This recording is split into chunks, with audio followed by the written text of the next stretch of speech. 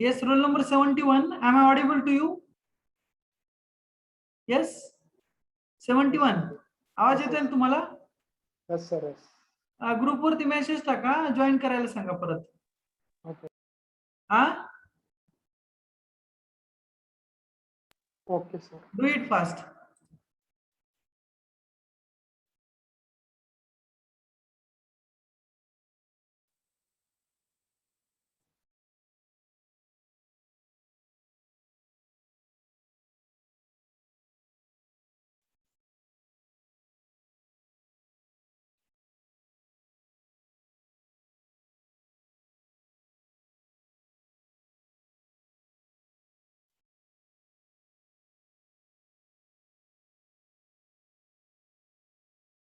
Yes, am I audible to all?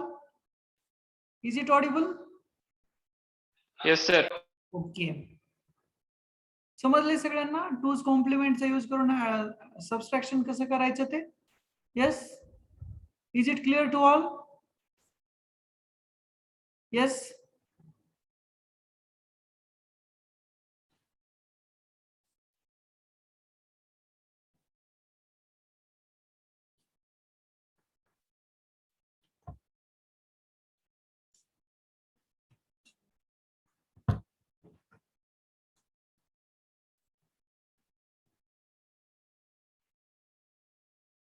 Yes, is it clear to all?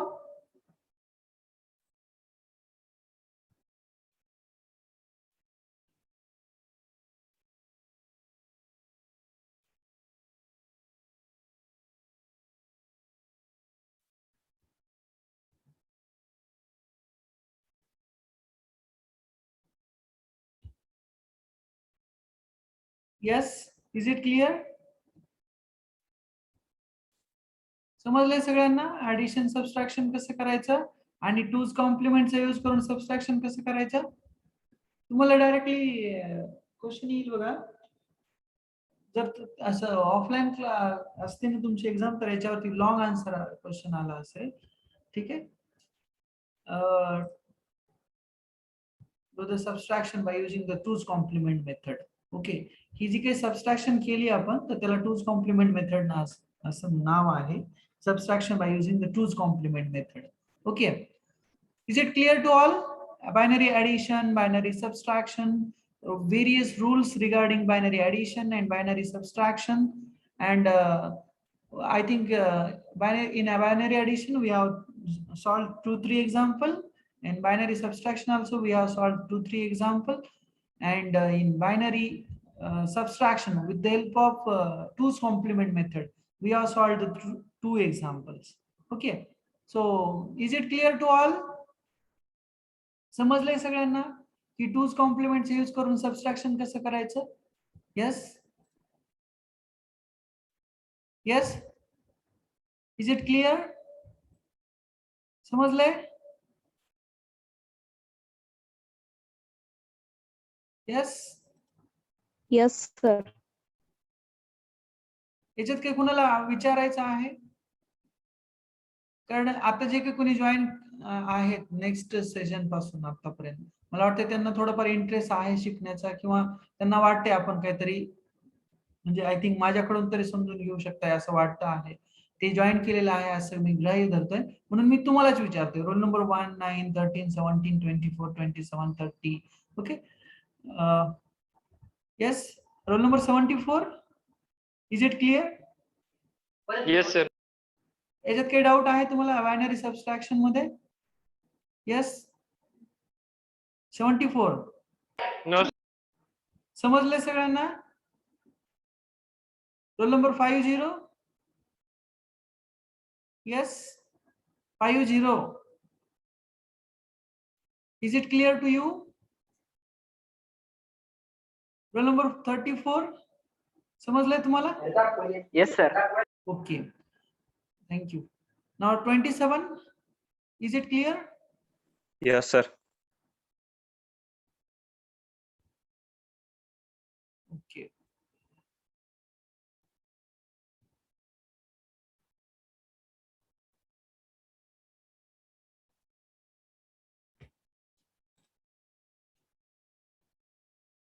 present number, rule number 1, 9, 13, 17, 24, 27, 30, 34, 42,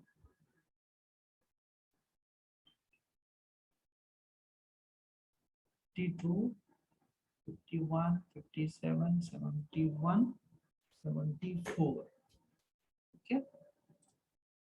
I hope it is clear to all. If any doubt regarding this binary arithmetic, you can ask me now. Okay. Otherwise, I will move to the next part. Logic gate. Okay, logic gate. Okay, I will just give you introduction regarding this logic gate. What is the use of this logic gate? Okay, so logic gate, name itself indicate that logic gate. Gate means what? Gate आपण कशासाठी use करत असतो आपल्या day to day life मध्ये? Entrance साठी किंवा आपण काय म्हणू त्याला आत बाहेर जाण्यासाठी आपण गेट यूज करतो. मग जे काही इलेक्ट्रिकल सिग्नल्स आहेत, जे काही इलेक्ट्रॉनिक सिग्नल्स आहेत, त्यांना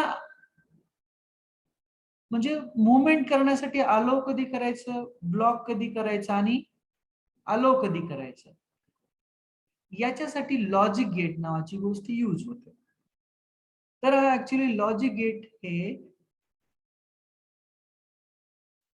इलेक्ट्रॉनिक्स मध्ये आणि कॉम्प्युटर सायन्स मध्ये मेजॉरिटी केस मध्ये यूज करतात. कारण तुमची जी काही मेमरी असते की नाही मोबाईलची किंवा रॅम असतो, तर त्या रॅमचं किंवा मेमरीचं डिझाईन करण्यासाठी या लॉजिक गेटचा यूज होतो.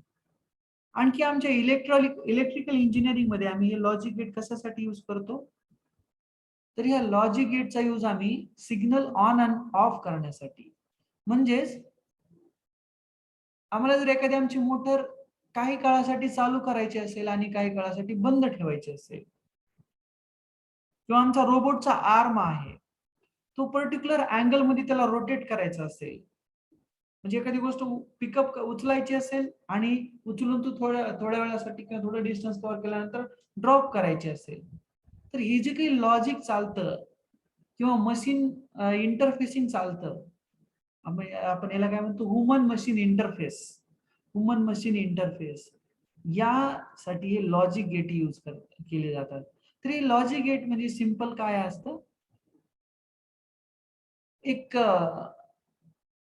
काय म्हणू आपण त्याला, इलेक्ट्रॉनिक्स कॉम्पोनंट आहे आपण असं म्हणू त्याला, आणि जो की आपण logically signal on and of करण्यासाठी याला यूज करतो. परत या लॉजिक गेटचा यूज करून आपण फ्लिप फ्लॉप म्हणजे काय म्हणू आपण त्याला, fundamental unit of your memory. Okay, flip flop memory जी आहे की नाही, त्या मेमरी मध्ये फ्लिप फ्लॉप असतात. आता ते फ्लिप फ्लॉप काय असतं हे तुम्हाला इलेक्ट्रॉनिक्स मध्ये शिकायला मिळेल किंवा कॉम्प्युटर सायन्स मध्ये किंवा कॉम्प्युटर इंजिनिअरिंग मध्ये, की फ्लिप फ्लॉप काय असतं, मेमरी काय असते, मेमरीमध्ये डाटा कसा सेव्ह होतो, डाटा कसा इरेज केला जातो, ह्या सगळ्या गोष्टी तुम्ही इलेक्ट्रॉनिक्स आणि कॉम्प्युटर इंजिनिअरिंग मध्ये स्टडी करा. पण आपलं जे सब्जेक्टचं नाव आहे की नाही, BEE, basic of electrical and electronics engineering, आपण 7th चॅप्टर पर्यंत इलेक्ट्रिकलशी रिलेटेडच बऱ्याचशा गोष्टी पाहिल्या, म्हणजे 95%. ओके, आज जो काही डिजिटल इलेक्ट्रॉनिक्सचा पार्ट आहे तो स्पेशली इलेक्ट्रॉनिक्स आणि कॉम्प्युटर इंजिनिअरिंग साठी हेल्पफुल आहे. आता तुम्ही इव्हन C++, जावा हे जे काही तुमच्या लँग्वेज आहेत कॉम्प्युटरच्या किंवा कॉम्प्युटरला समजणारे जे काही लँग्वेज आहेत की नाही, CDAC वगैरे तुम्ही ऐकलं असेल हे नाव.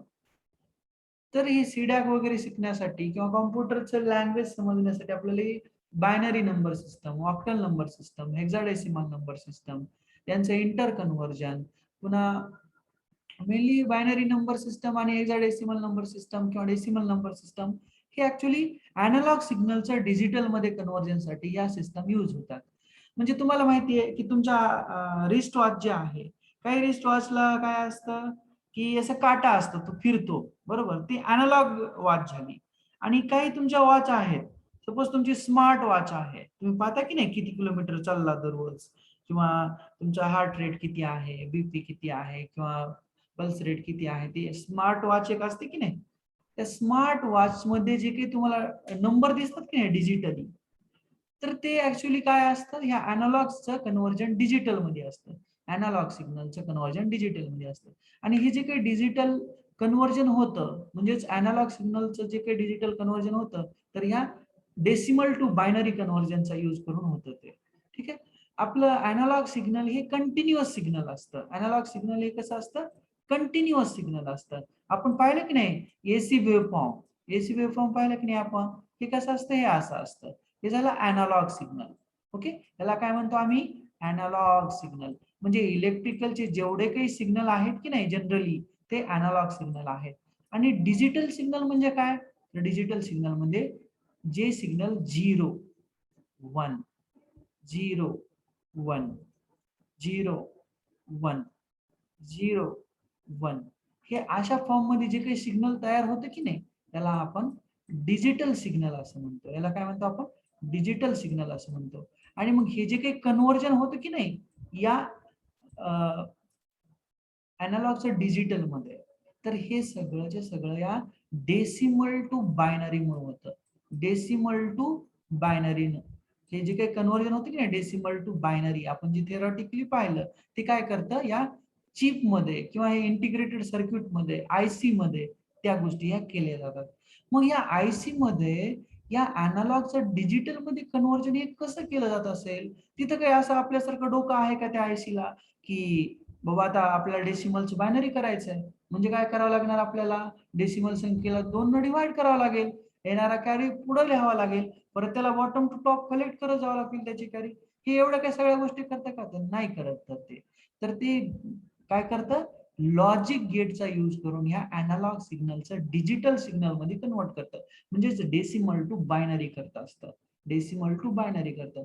तर लॉजिक गेट हे आपण जनरली कशासाठी यूज करतो, to conversion of analog electrical signal into digital electrical signal or digital signal. Okay, digital signal. तुम्हाला माहिती आहे हा आपला सायनसॉइडल वेव्हफॉर्म हा कंटिन्युअस सिग्नल आहे. अॅनालॉग सिग्नलला दुसरं नाव काय आहे, कंटिन्युअस सिग्नल. आणि त्या डिजिटल सिग्नलला दुसरं नाव काय आहे, discrete signal. Discrete signal.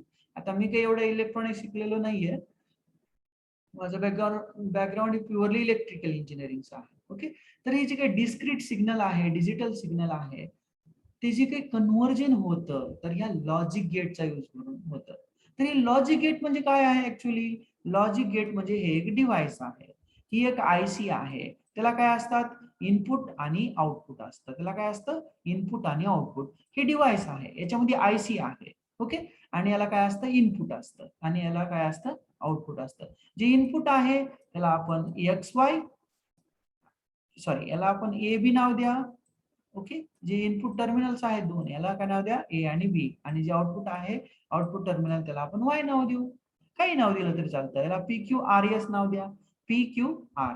Okay, काही नाव द्या तुमच्या मनाने. इनपुट साइडला 2 असतील, कधी इनपुट 1 असेल, कधी 2 असेल. ओके, आणि आउटपुट मात्र त्याचं एकच असेल. तर लॉजिक गेट काय करतात, ह्या जे काही कन्व्हर्जन आहे analog to binary, decimal to binary, continuous signal into discrete signal, analog signal into digital signal, हे जे काही कन्व्हर्जन होतं, तर हे या लॉजिक गेटचा यूज करून होतं.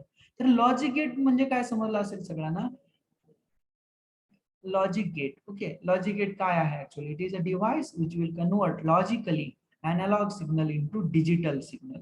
ओके, त्या लॉजिक गेट मध्ये व्हेरियस टाइप्स आहेत.